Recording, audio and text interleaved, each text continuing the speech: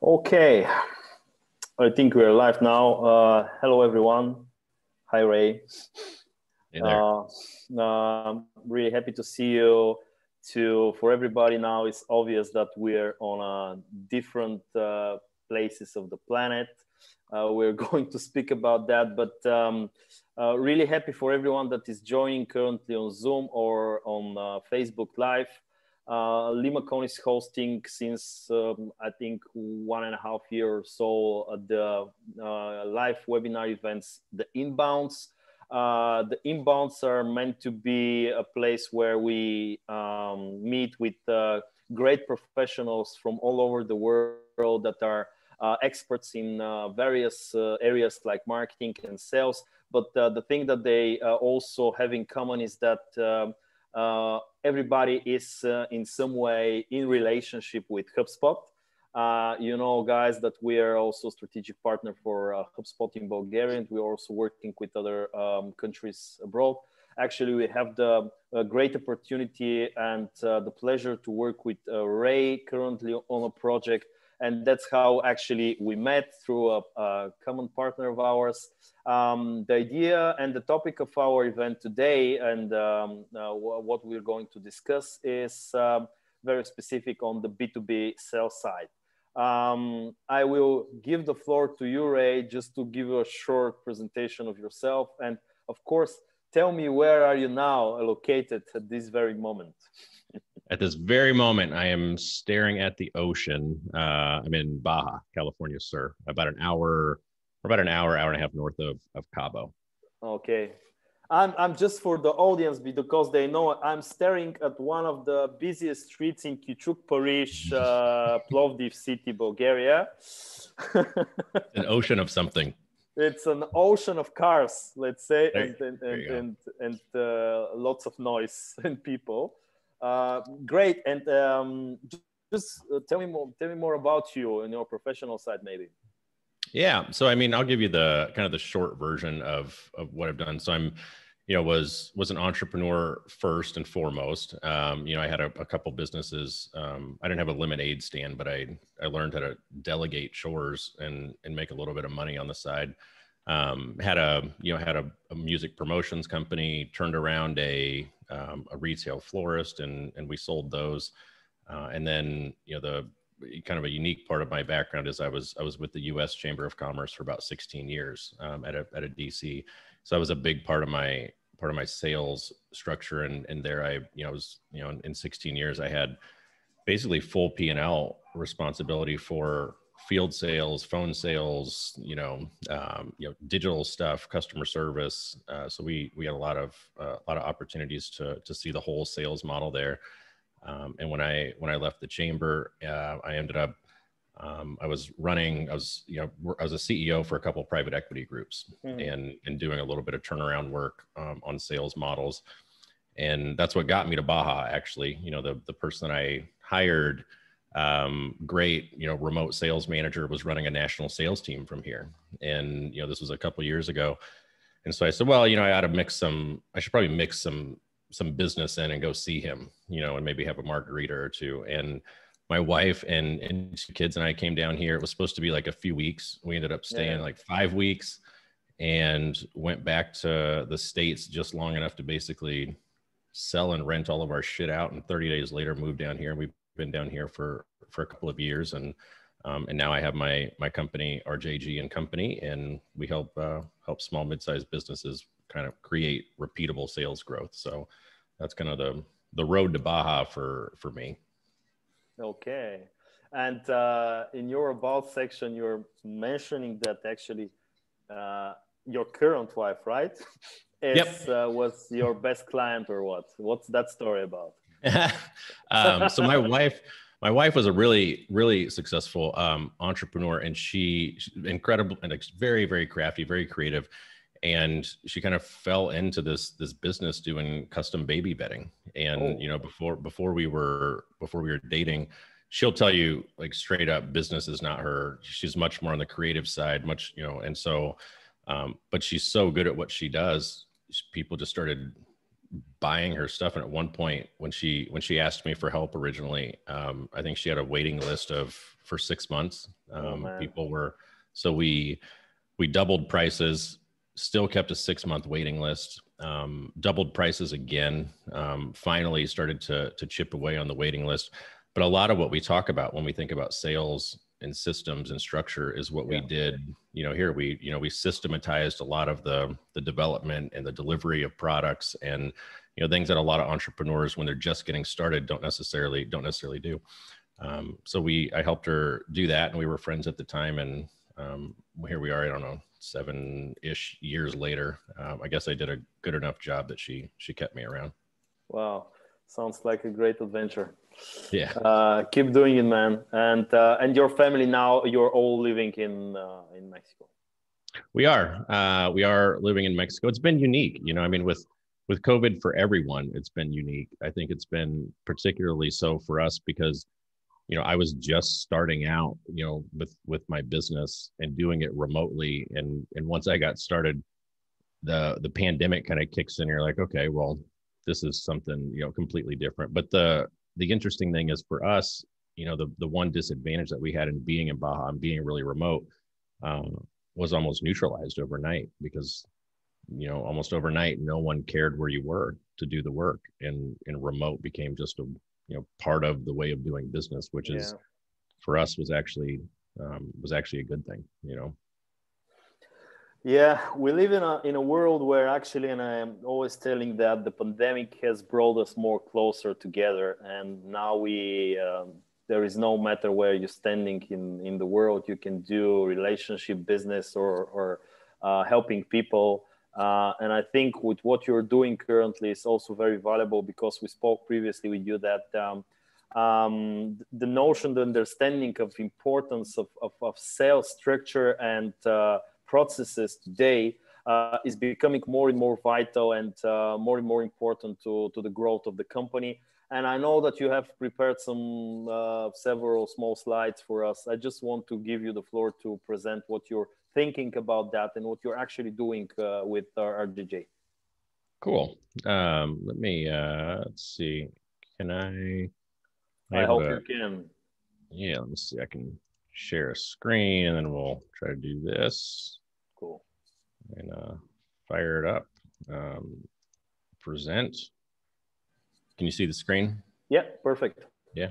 All right. Let me make sure I can see everything on my end. Sorry, I'm not as technical as you. It's why we hired you, Limacon. Yeah. Let me see here. All right. Sorry about that. Yeah, no problem. It's just giving me a. You have like 2 screens for what? Yeah, I have 3. Oh man. So yeah, I'll just kick things off here. I can't see my notes, but it's all good. So I was going to walk through the systematic growth piece of this, and the reason my background, because I've worked with nonprofits, I've worked with private equity groups, I've worked with a good number of very diverse businesses, very diverse structures, very diverse sales models, and I've had the opportunity to kind of work from the sales rep to the sales manager to CMO and CRO and CEO level, and it's given us kind of a unique look into how we view sales. And the reason I say that is, when we're working with CEOs and founders, a couple of things that we see most often are, in different versions. We hear some version of, we have sales, we've kind of, we just don't have a repeatable way of getting more, or, hey, what we've been using doesn't really work anymore, or the results aren't the same as they used to be. And, it's really some version of, what I like to say when we're talking to businesses is, what got you here isn't going to necessarily get you there. Yeah. This last year was actually a really good example of this, with the pandemic. When you have to completely change the way that you're doing business, some of the challenges when you don't have, like you said, the processes and the systems and things in place, it gets really difficult, if not impossible, to figure out how to optimize, how to pivot intentionally, and how to change your system to get better results. We look at this as, and this is different from, typically when clients say, hey, we want more sales. Yeah. That's what we want. And we say, like, the process of getting more sales out of your business is really similar to getting more speed out of your car. And the rationale behind that analogy for us is speed and sales are both lagging indicators. They're kind of telling you what the broader system is doing. There's all these parts and components and pieces that are working together to either create the speed in your vehicle, yeah, or not. And in much the same way you have, in business, sales isn't just it doesn't operate in a vacuum. There's all these other parts and pieces and components that, work together to create the results that you want or don't. And when you're not getting the results that you want, then it's not just a matter of looking at the speedometer or the speed. It's a matter of looking at, there's all these other things. And, and so the system, the broader system, so all the components and pieces that work together in your business to drive sales, we look at primarily 6 areas.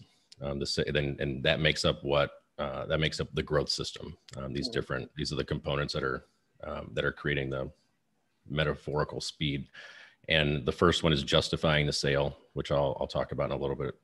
Attracting the right customers the right way, converting them in with sales practices, how you're keeping them customers, and the environment that the whole system's operating in, and the direction that everything's going. So I'll talk about these just real briefly at a high level. When we say justify, the story actually, I was working at a company a few years ago, and I was talking to a mentor of mine, and he works in private equity. And I said, gosh, man, we're just having trouble. Like we're trying to get more sales. We're trying to get, to do that, we're trying to add more sales reps. And to do that, we're trying to do this. And you kept working back. And fundamentally, you get to one of the problems was the product wasn't very good, frankly. I mean, the value proposition at the core was the actual source of the challenge. So in this case, he said, well, you have to justify being in business. You just because you're making money today doesn't necessarily mean that you have a really strong value proposition. And a lot of times the reason you can't scale is because at the core, at the foundation, the value proposition itself is flawed or isn't a scalable mechanism. So, the first thing you've got to do is justify, justify being in business and have a unique selling and value proposition that you've thought through intentionally and defined, and that's everything from really understanding your audience to really understanding what their pain points are, to really understanding the benefits that you provide to them in the transformation that they're seeking, not just the features of your product or service. Yeah. So having that really well documented is really the first step and the first thing that we look at. The second piece, when we're talking about how do you drive repeatable sales in a systematic way, is the marketing piece. And you and I, we were actually just talking about this. Yeah. If somebody comes in our door, a virtual door, and says we want more sales, and we want to do it in a systematic, repeatable, scalable way, but we don't do any marketing. Like we've been a sales-centric company for a long time. We want to hire people to kind of hammer the phones and cold call and do volume-driven stuff on this, impersonalized, like that just doesn't work. And the source of sales challenges is so often for us actually marketing, because repeatable sales requires repeatable leads. And if this part isn't systematized and process driven, then the sales component can't be. So, if you have a strong value proposition and you have, marketing systems and processes that are bringing people in the door, then the next part of your broader sales system, as an entrepreneur, is looking at, okay, now how are we converting people? We did a good job on the product or service. We did a good job of, getting leads and prospects. Yeah. Now, how are we converting prospects into customers? And one of the challenges that a lot of businesses suffer from here is kind of having the sales, looking for sales unicorns. right? Like we're looking for somebody that's really good, really, phenomenal, really charismatic, outgoing, that can just, kind of like the Houdini of sales, right? And the challenge, like we look at sales as a science. And if you need a sales unicorn to sell your stuff, then that ends up being the constraint itself, because what happens when that person isn't there anymore? Yeah, exactly. So we treat sales like a science. It's not to say that talent doesn't matter. It's not to say that delivery and scripting and messaging and all the pieces that go into sales, all of those things matter. But results are actually, it's not results driven, it's process driven. One of the, I don't know if you've read, Annie Duke has a book called Thinking in Bets. Mm-hmm. And whenever I talk to salespeople, they're like, hey, it's all about the results. That's the only thing that matters is results. And I counter that by saying, because I'm a process fan, right? So I don't agree with that. But she highlights in her book. Yeah, I know, right? Like that's if you're building, on HubSpot platforms, like you're looking to scale. But she highlights in her book, if you're drunk and you drive home, if you make it home without hurting anybody, was it a good decision? Like, that's not a good process. You got the result that you wanted, like you got home, nobody got hurt, but it highlights what I think is the difference between looking at results only and looking at processes. We want to make results can inform the process. If we're not getting results in sales, clearly we need to change something. But we should go back to the process and figure out exactly where we need to do that. So pretty critical element of a scalable sales model. And then we look at how are you keeping the customers? So you've gotten them in the door and you have what is potentially a repeatable sales model, acquisition model to get people. But how are you retaining them? How are you encouraging repeat business? How are you getting the referrals? And this is a piece, this is incredibly important when you think about profitability, because it's every customer that you keep is one less that you have to sell. So retention is absolutely essential. And this isn't automated enough in many cases, or it's not designed. So people have kind of this customer journey that it's so focused on getting the money. And then you get the money and the delivery, the onboarding, the communication, the adoption, the renewals, all the things that go into ensuring that you have a systematic, process-driven way of ensuring that you're giving the customer the experience that you want in a consistent way. I often think about, it's not just, the retention is a piece of it, but the customer experience. If this is not if how you're keeping people after the transaction isn't clearly defined and articulated, then that means your customers are all getting inconsistent experiences. If it's all manual, then that makes it really difficult to understand what's working and what's not. So, putting, at a foundational level, putting the right things in place that allow you to really measure how everything happens after the transaction and how you're doing as a business is pretty essential. And then these last two are not processes necessarily, but they're really important pieces of getting better sales results. The first one is, I'm a huge proponent of culture. The couple of sales organizations that I've had the opportunity to lead, we've led with culture first, and that by itself has had transformational effects on organizations. And cultures isn't just, it's not just a matter of like wheeling in ping pong tables, or having Hawaiian shirt Fridays, or having a keg in the break room if you have a break room. Like the culture is, you affect the culture of your organization in ways that you don't necessarily think. And a really common one that is related to processes, if you don't have processes and systems, the business is usually somewhat chaotic. Right. And so you have people that are in sales positions, sales management or executive roles, or you as the owner are just constantly putting out fires, constantly, instead of fire prevention. Instead of working on your business, you have a culture that's really chaotic, and every time you do something, it's different, and all of that affects your culture. All of that affects the caliber of people that you can recruit, you can retain, the experience that they're going to give customers along the way. So having a culture that is by design, not default, is really critical if you want sustainability in whatever business and sales model that you have. And then the last piece here that we look at is direction. And this comes down to, is everybody, if you have the right culture, you get all the right people on the bus, right? But now, is the bus going the right direction? Or is everybody rowing in the same direction, the same way? And we tend to help businesses with this, with an operating system. I don't know if you're familiar with like business operating systems. There's a handful of kind of off the shelf ones that you can get.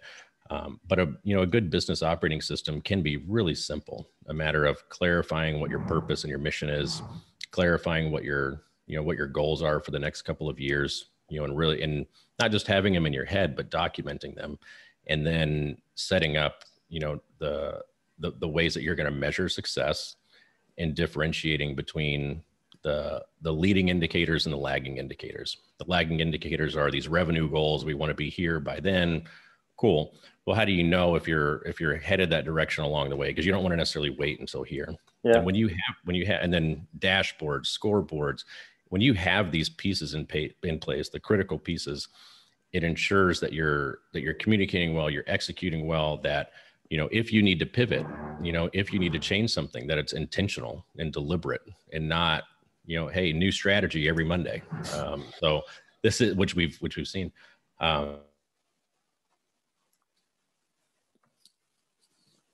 So those are, it's the framework we're building out a course right now to help businesses evaluate themselves in doing this.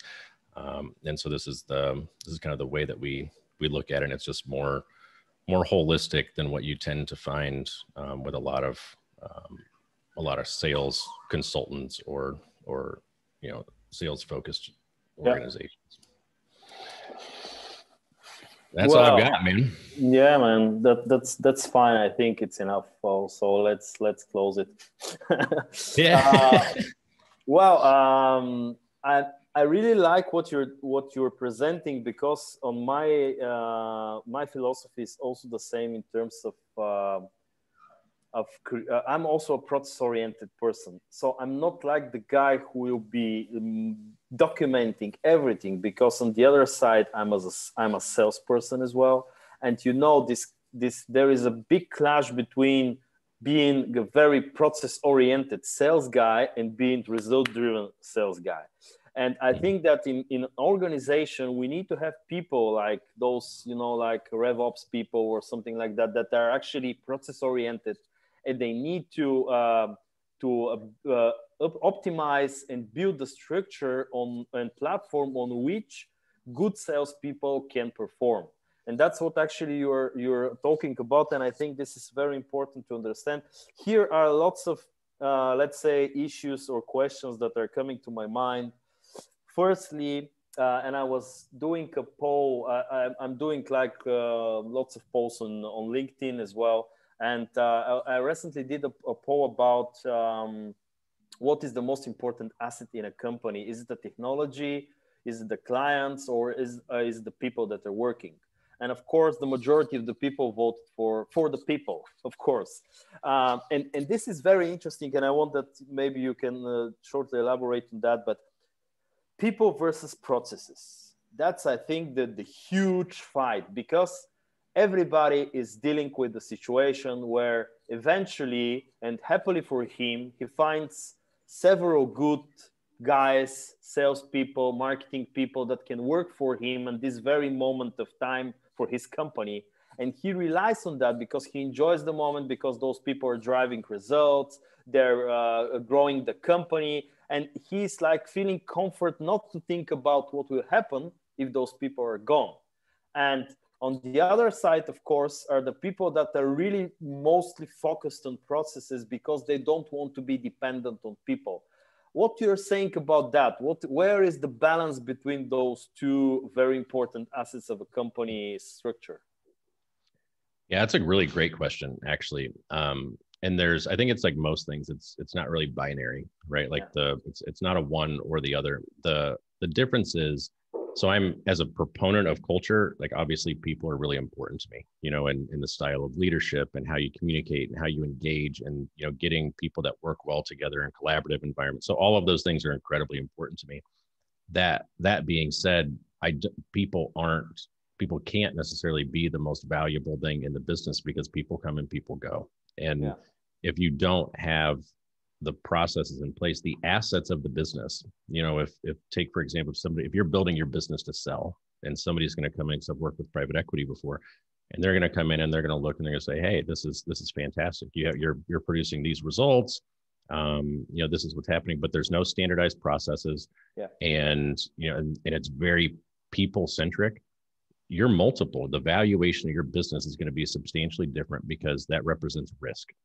And that's even if you, the founder, the owner of the company, are the center of it, it's going to hurt the valuation. So if processes have to drive it from a balance standpoint, you don't want to be too rigid with it, of course, especially in sales. You can, having good sales playbooks, having best practices, having frameworks and guides to lead salespeople to perform the right way is critical. But people aren't robots either. And the best, most professional salespeople at every level, from SDR to enterprise, the best salespeople can respect the process, but they're not just gonna, like, word for word be a robot and because if that was the case, like, you just drop it into a text to speech app and have somebody do it. So there's a balance, and you want the right people on the bus, but if you don't have the processes in place, it's going to be really challenging long term. I do agree with you fully, and I think it's interesting world we are living in, because digitalization has brought us to a certain point of time where companies cannot allow anymore to be just a bunch of people in a team and they doing what they can do. What we are seeing here also with some of our clients as well is the struggle of pushing in a gentle way the sales team to follow some processes, because everybody is feeling okay when the sales guy is performing, and he's like, okay, leave him aside, a CRM or doing some administrative work. No, please, no, he just needs to bring revenue. And then at one point of time, he's gone, the revenue is gone, there are no processes, and we're on a ground zero and need to start working again. And I think that is something that maybe you're also witnessing in your professional life. And other thing that I also want to address here is digitalization doesn't mean impersonalization. It doesn't mean that everything lives without a soul, because what we see is an objection from some of our clients. It's like, we don't want to automate anything because our business is so special. We're so customized. So we don't want to have any kind of process or anything. We just want to give the floor to our people, and they need to, like, let's say, flourish and do whatever they want. And I think this is a very important message that we need to send, that digital processing is actually helping people to invest more time in creative stuff, and not just like wandering around what they need to do after a sales call or after a negotiation call, or I don't know what. Is that right? I don't know. It's my kind of thoughts on that. Yeah, I think you're right. When I think of digitalization in sales specifically, the one interesting thing that I've seen this twice. I have seen actual number doubling revenue per sale while cutting the number of calls being made in half. And it is the direct result of digitalization. The fact that I can have more authentic, relevant conversations with people, the fact that I can know more about them and who I'm talking to and tailor the message the right way. the idea of, before digitalization, it was ground and pound, like 200 calls a day. You got to jam this out because, we're calling from, cards and, and shit like that. Like, well, now you don't have to do that. If you're doing that today, you're doing it by choice. I mean, this is what you do. I mean, in terms of building up, standing up, marketing strategies and funnels. And those are the things that allow you as a sales team to be, I think, to have stronger relationships with prospects, to get a head start and make sure that you're not, wasting people's time with stuff that doesn't matter. So if, as long as you do it the right way. I mean, I agree with you though. If you can go too far,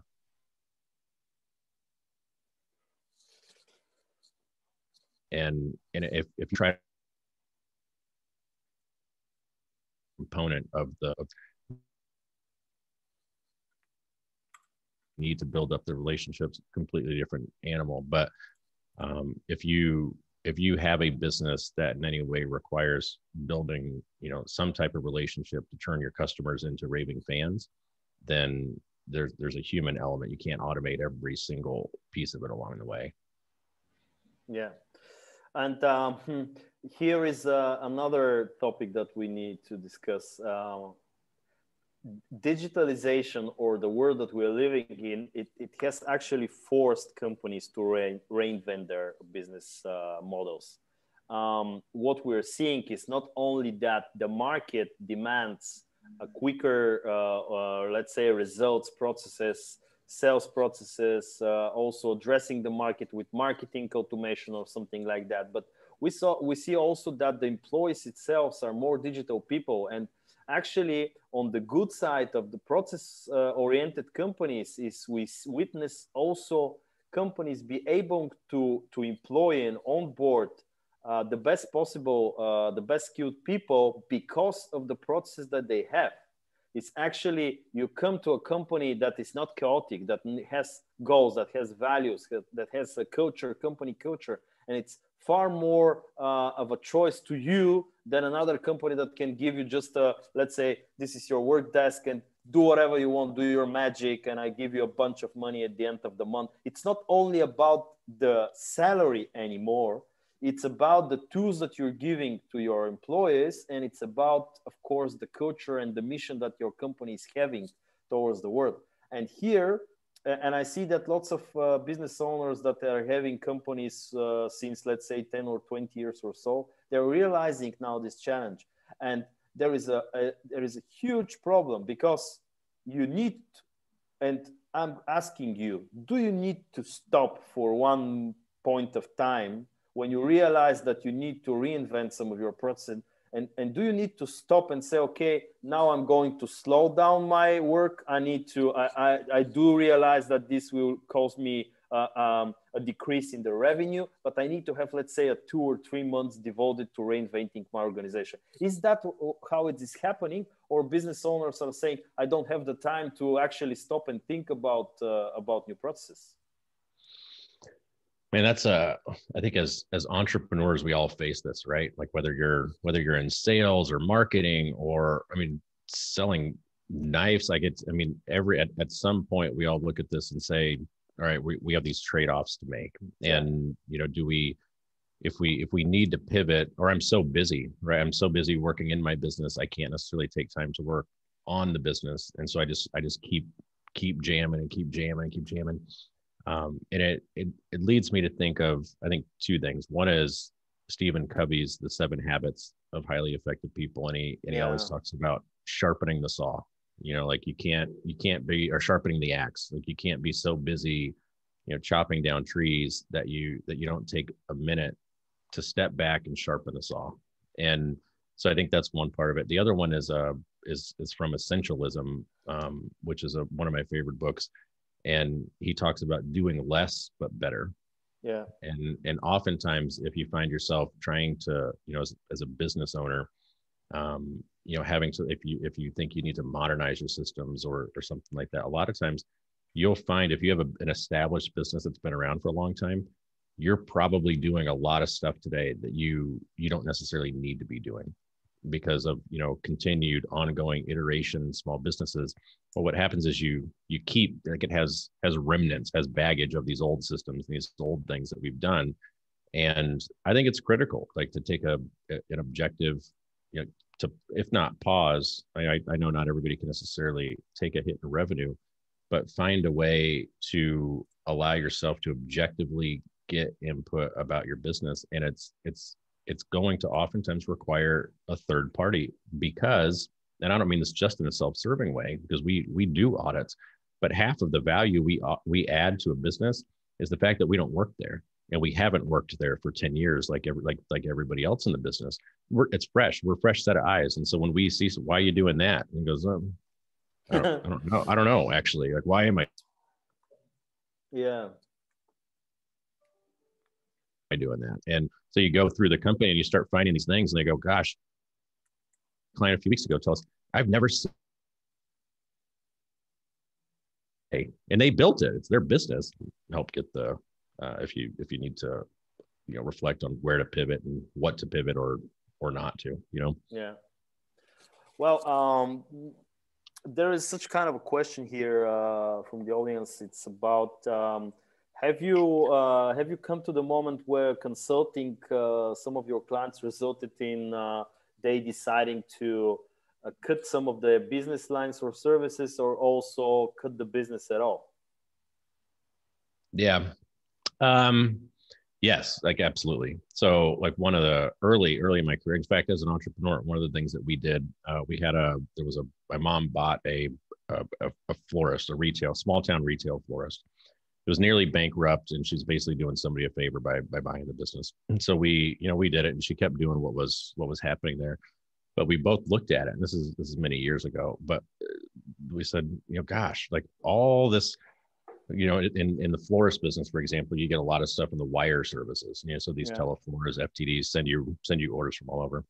Well, they take a cut, and by the time you do it, it's really slim margins. And we said, you know what? Let's just throw this up online and start doing sales together, and then let's market the hell out of it.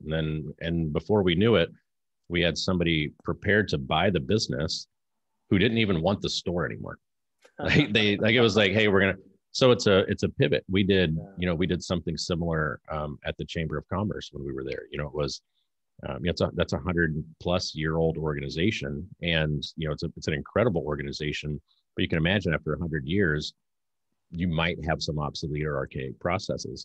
Yeah. And so we got some outside help. We did some evaluation, and we looked at some different ways that we could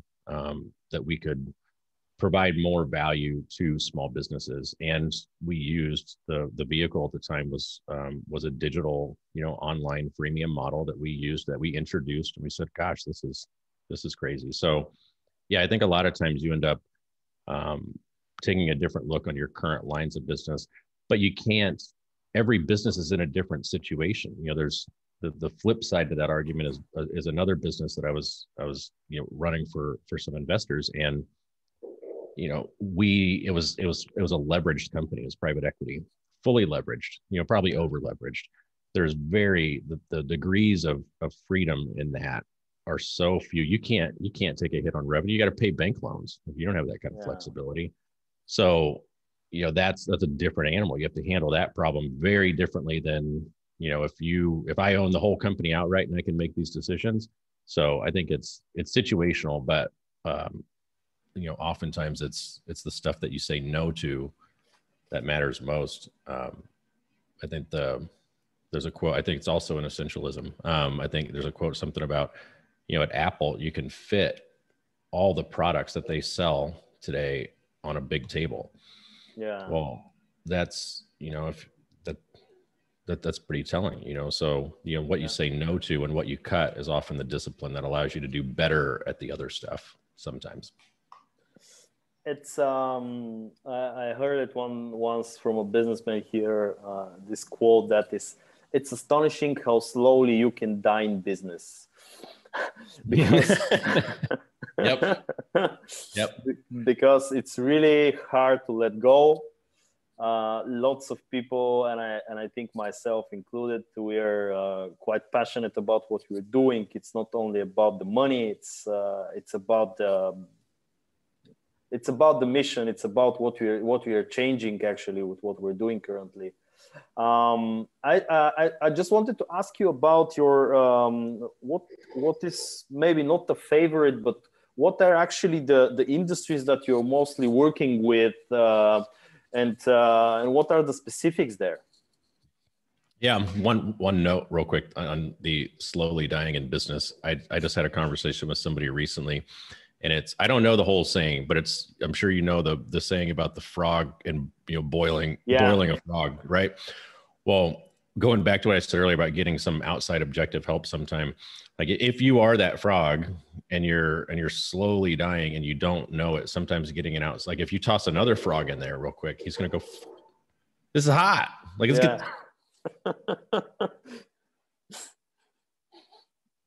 like change directions, and that's sometimes.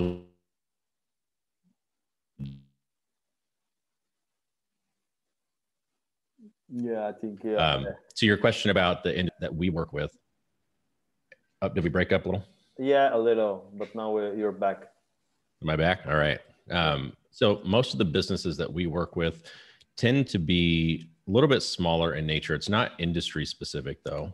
What we find is most common is it's typically a founder or CEO that knows their business really well. They know their industry really well. They know real estate. They know, whatever it is really well, but they aren't as balanced on that with the sales and marketing side.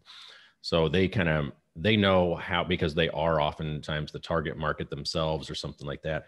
They know how to get the business kind of to a certain point, relying on like industry knowledge and the kind of that inside information. But once they get to that point, breaking through and scaling, because they haven't necessarily done it in a scalable, process driven way. So tends to be, it's some real estate companies, tech and SaaS companies. I've worked with some trade associations, like B2B trade associations. So it varies, but the situation is typically small business. We got to this point, we're doing pretty well. We might have a little bit of chaos inside because it's not process and system driven. And I know as a CEO or founder, what got me here is not going to be what gets me to 10x this. So how do we install the stuff that's going to get us there? Yeah. And are people actually coming more to you with the sentence, we're doing pretty good, but we want to scale? Or they're coming with the sentence where, man, we're almost broke, I don't know what to do, you need to help us right now? We've done both.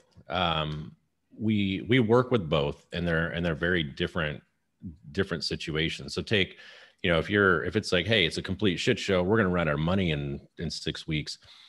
The ability to go down to the foundational level is oftentimes really limited, which is, if you want to 10x your company, there have to be some foundational things in place. And so that's one of the challenges. The runway on time just isn't there. More often than not, we're doing okay, we're doing well, but it's really noisy. I'm kind of nervous that we have one salesperson or two salespeople, but I don't know how to get more of them. We don't have a sales process, is what I hear typically. What I find, I mean, we were talking about this earlier, is half of sales issues are marketing issues. When they, I need more sales, or I need a sales process. And when you pop the hood, and one of the reasons we do the audit is when you pop the hood and really look under the machine, and you go, okay, well, the sales problem might be over here. And so that's that's a situation we find pretty often. I feel it's very, let's say it's obvious for us in the last years that marketing has gained more and more control on the buyer's journey. And especially now we're witnessing also lots of B2B companies, industrial companies, manufacturing companies that are actually were developing their processes and selling stuff almost without zero marketing, because the years previously were analog years. They were like going to fairs, expos, meeting people on trade shows. doing lots of negotiations and stuff. But nowadays you have the globalization that actually gives you the ability to sell more, but it's also a more competitive world. And this is a huge challenge in the mind of the production company owner to understand that marketing and sales are already something that needs to be looked together, as you mentioned. And also, this is a strategic investment. This is something that needs to have its own budget for developing. And because when I speak with a production company owner, and when I say to him, if you know that if you buy this machine, now you're going to produce 2 times more, does the cost matter to you? And he was like, no, I will buy it. But if I say to him, if you buy this strategy and we build this machine on marketing and sales side and you will be doing 2 times more, are you buying this? And he was like, oh, no, why? I cannot touch it. It's something that I don't see it as a product. And I'm pretty sure you're, let's say, agree on that, on our challenge together as a people that are actually on the side of consulting. It's really hard to convince nowadays business owners that are not so digital, that are not selling digital goods, that they need also to invest strategically in marketing. I think B2B businesses that are not investing in marketing today, and I say this as a sales guy, are the frog in the boiling water. Yeah. Like if you're not feeling the pain today, you will. To me, it's inevitable. And historically, B2B businesses have been sales centric, and B2C companies have been more marketing centric. You know, like because I mean, you mentioned the trade shows. You know, go rewind the clock back, a couple of decades, and you had, door to door. You had, all these models where businesses were putting salespeople out there as their engine. In fact, a few months ago on my LinkedIn, I had a post about sales and marketing, and somebody said, and I think the title of the post was "Sales is not marketing." And he said, if you have a sales channel, you have a marketing channel. And I said, like, that's the sound of a business that's dying, because that it is not the case anymore. And and you hit on something else too that I wanted to hit on, which is the measuring the pieces and the measurability of the whole process. And and you may disagree on this. I'd be curious what your thoughts are, but you also can't measure every single piece of everything. Like you can get your KPIs and you can but even when you try to attribute revenue to a single thing, it's if you see a post on LinkedIn and then you go to a website and then you download the ebook and then you don't do anything, but then you hear the podcast and then you get there and they finally buy from you at the end of the road. Do you look back and you go, okay, what do you attribute that to? Well, you attribute it to the whole strategy, which is why, what we see for the people, a lot of businesses, if you're listening to this as a business owner and you say, God, we got to go do some marketing. And so you hop on Upwork and you grab the first freelancer and you say, hey, we need to do some like Facebook ads, or something. Well, like just tactics follow strategy, so if you don't have a cohesive, mapped out strategy that puts all of these components together, it's kind of like go back to the system, go back to the car analogy. That's only one part of the whole machine, and you're not going to win Le Mans with a good muffler. You need the whole system needs to be optimized. So before you run out and say, okay, we're going to just start marketing, let's do some ads, or let's do this, like pause and say, what's our strategy? How are we going to bring this to market? And then what are we going to measure? And then, which tactics are we going to try? And when are we going to cut bait? So I think that's B2B businesses not doing marketing is a huge challenge. And then B2B businesses that are doing marketing with like one-off things. And then when you call them, probably they say, well, we tried Facebook ads. Like they don't work.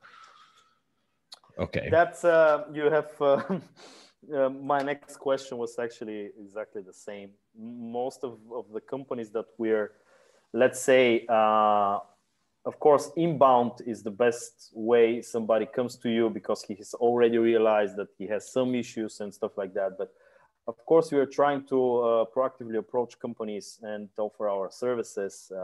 And what they say is exactly the same, because I had actually a recent conversation with a business owner And he said to me from the US, and he was like, okay, I need to just lay down everything that I can now on the sales reps.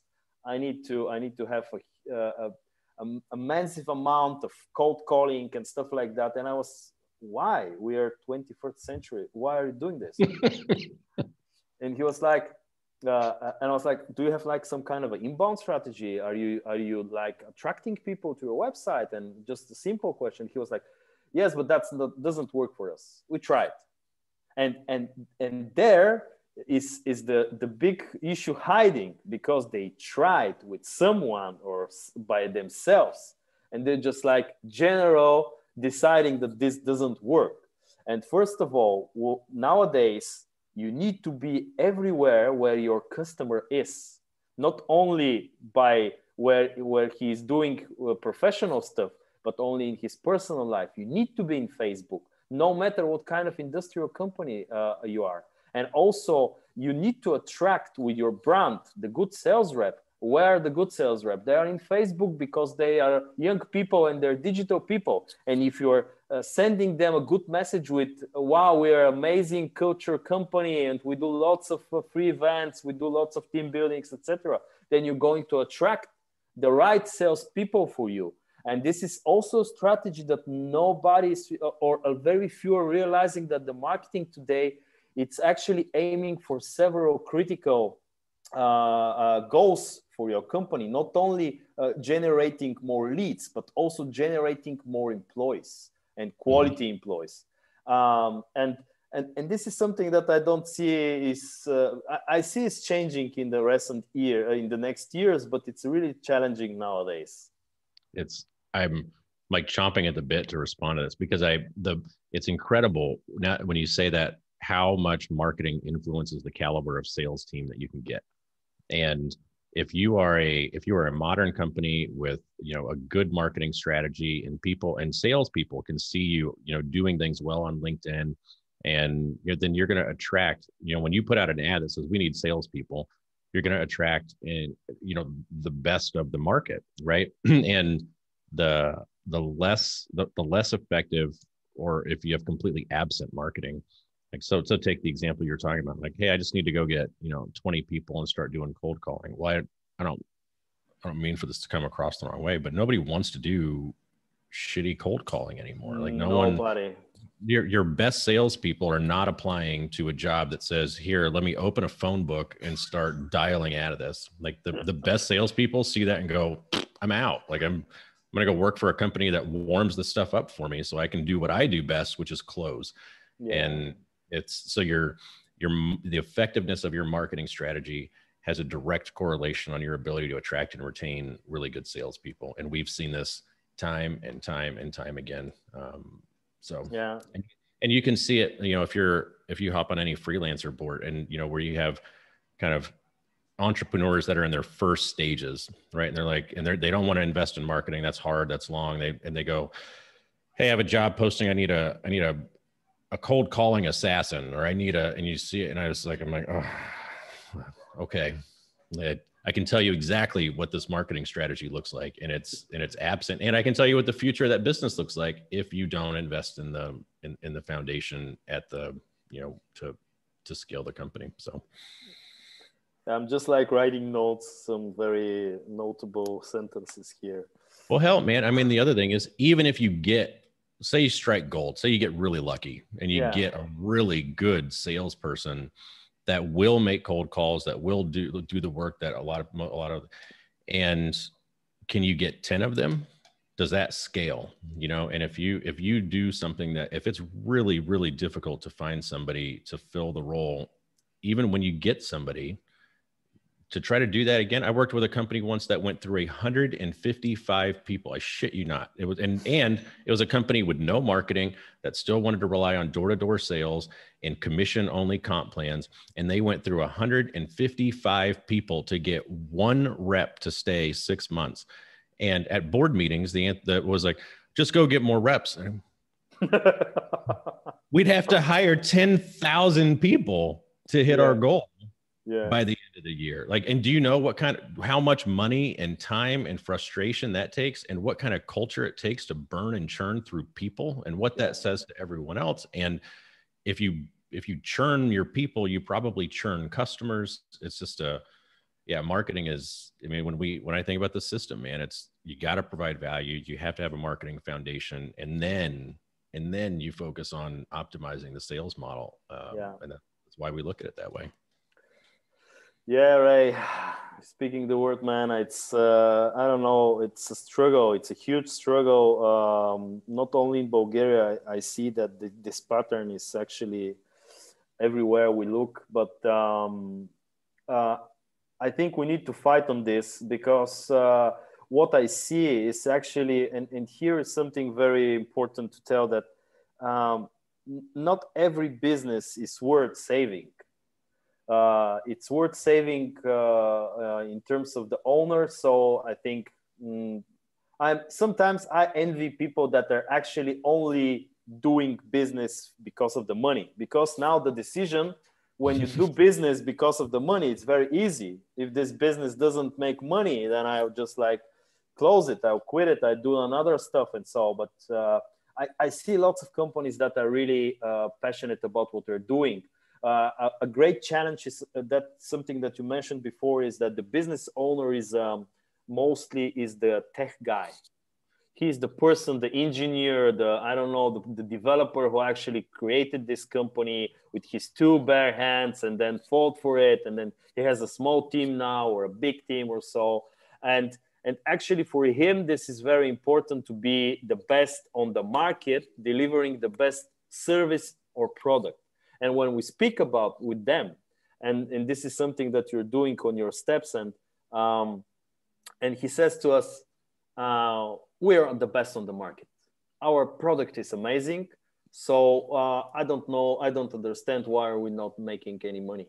And this is, and when you say to them that nowadays it's a halfway there with the good product, you need to be able to sell it on the right way, or to communicate it on the right way with the audience. You need to get there. You need to find your people, not only via cold calling or meetings or so, but also when spreading the word in different channels. And this is what you're mentioning is very important for every company to know, that touch points with your brand is much more than you think. Because yes, I saw some kind of advertising in social media, but then I came to your website, and then I downloaded the content, and maybe a friend, in 2 days, I spoke with a friend and he told me about your brand. And then I have decided to call you. And sometimes when we work with companies as an outsourced marketing team, and we deliver sales, more or less leads, or generate higher traffic to the website, we are not only requesting them to, let's say, give us a statistic about the higher rate of the calls that they're receiving, inbound calls that they're receiving, but what is the source of those calls? This is also important, because then the client can not say to me, you're not doing your job. Because now, yes, we have more calls, but the people that are calling, we don't know why they're calling actually, what made them calling. And this is something important. We also try to ask the sales rep to ask on the phone, how I actually, what is the source where you found out about us? Something like that. So really, when you talk about the founder that says we have the best on the market, like the first question I always ask is, how do you know? Like, it's because if it's is it measurable? Is it demonstrated? Is that what your customers say? And sometimes it is. Like, sometimes their customers say that is, that is the best on the market. Sometimes it's not. Yeah. And there are kind of two things that I think of when I think of that. One is that usually, like, if we hear that on the front end, it inevitably means the way that they're marketing and what they are marketing is feature oriented instead of benefit oriented. Because if I think my product is the best thing since sliced bread, then when I go to market to tell other people about it, I'm going to tell them how great my product is. Yeah. As opposed to like when we do the process of justifying the sale, and we help businesses and teach them how to create their unique value proposition. It's very little about the features of the product. It's do you truly understand who your customer is? Like truly understand. And typically a great book on this, it's an old marketing book. One of my mentors recommended it to me, and I've read it a dozen times, is Crossing the Chasm. Like the more narrow you can get, the more effective your communication is going to be. So, do you really know who your audience is? And then do you truly understand what they're trying to accomplish? Like, what's the transformation? Like every time somebody buys something, they're trying to change something. Like they're trying to change their business. They're trying to get more revenue. They're trying to look better. They're trying to lose weight. They're trying, like, as part of a transformation. So do you understand the transformation? And then do you understand how your product or service benefits them, like helps them transform? And because it's very little about the features, it's, it's a, look at cars. I mean, the reason you buy a Rolls Royce isn't because of the clock, or isn't because of a single part. Like there are so many other things that you're getting in the transformation that you desire when you buy that. So that's, for us, that's why it's first. And that's when you get to going back to, hey, we want repeatable sales. Cool. Let's go to the beginning. Let's go to the foundation. Yeah. Do we understand who we're after? Do we understand what they're after? And do we understand how we help them in that transformation? If we do, we can put a good marketing strategy together, and then we can kill it on the sales side. If we don't, then we're going to throw a lot of stuff at sales that is going to be wasted effort and time and money and a lot of frustration from our experience anyway. Yeah. Well, I think it's we're on the end. We just slowly exceeded our timing, but I think it's a very interesting conversation. Yeah. Fast, and our audience on Facebook is also, of course, it's dinner time here in Bulgaria. I hope people are also watching us instead of the shitty news nowadays. But right. But it's all about COVID and some other problems. And I think it's about winning and we need to admit it, that we as a consultants, no matter what we're doing, we need to win the heart of the client by respecting his business and respecting what he's done so far. And I don't like the very, let's say, glamorous sales gurus that are just like, I'm not going, I'll make of you a millionaire because I'm just like doing that with 3 steps or so. And my last question is, and just think about that, is 2 of your mentors, two of the names that you're actually admiring as a sales professionals. But I just want to say that when we see a company here that is highly devoted to the product, and the people are really, let's say, convinced that this product is really the best on the market, which is sometimes is in fact so, we need to tell them that they need to take their look away out of the product, because nowadays there is Rolls-Royce, there is Lamborghini, there is everything else that is actually not competing on a single feature. Because when we speak about them, and I say to them, guys, this other product on the competitor is the same as yours and is cheaper. Yes, because we're using this machine and they're using a Chinese machine. And okay, nobody gives a shit about that on the market. Or have you actually explained that on your audience, that you're using, let's say, a Swiss machine and they're using a Chinese machine? And they were like, no. Yeah, okay, that doesn't matter what you're actually using if you don't communicate with your audience about your unique features. And something like that is also what we're doing with our clients. And I think this is in some positive way changing the minds and the hearts also of the companies. So Ray, it was really, really pleasure talking to you today. I think we can get along and just like talking 1 hour or so more. But yes, my last question is, what are your inspirations in terms of, let's say, people or books? You mentioned several titles.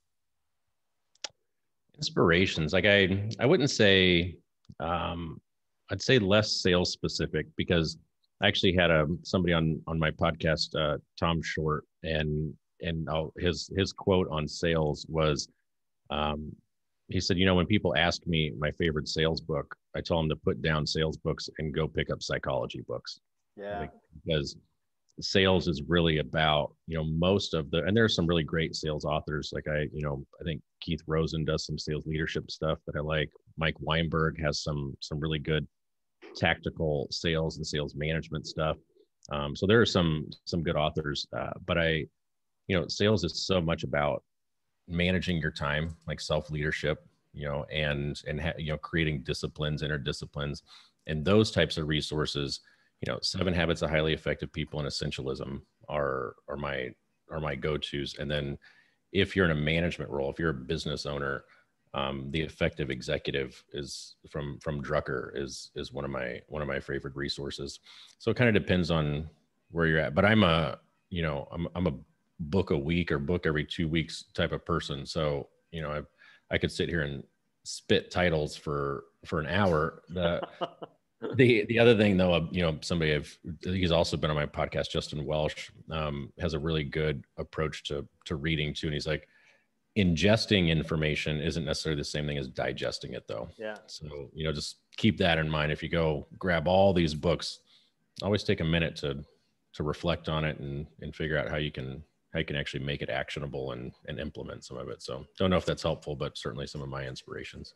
It's what I'm doing actually. And I'm, I don't know, I am a slow book reader because at every second page I'm start thinking about what I read currently, and there are ideas coming, and I think, but yeah, it's very important, and I'm urging all people that are looking us today to join on your podcast, and I'm just like sharing your website currently on the chat and on Facebook. We're going to share.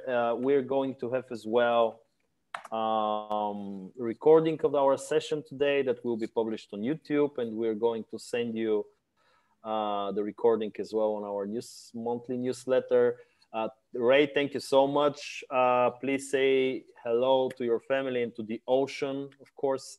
And really looking forward to working with you, man, on the projects. It's really inspiring, and thank you so much for the time. Yeah, you bet, man. Thanks for having me on. Love talking to like-minded marketers that we, together we can do a lot of good type of damage. So I appreciate it, and appreciate everybody tuning in and the invite. We'll have to do this again. This was, time really actually flew by on this one. So yeah. Thanks, man. Thank you. Bye. Bye. Yeah.